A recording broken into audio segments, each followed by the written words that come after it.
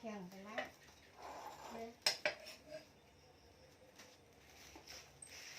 ไปเด้ออย่าเที่ยวน้องไปเด้อ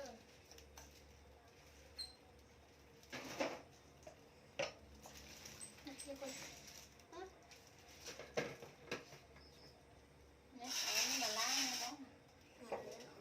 เดี๋ยวไปเอาไม้ขัดอันนี้มา มายังเกาะยูชา น้อยเรามาจีนเผ็ดหนา อ๋อ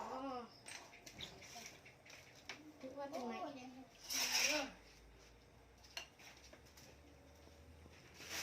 ไปลูกเห็นอาหารได้ดีบอก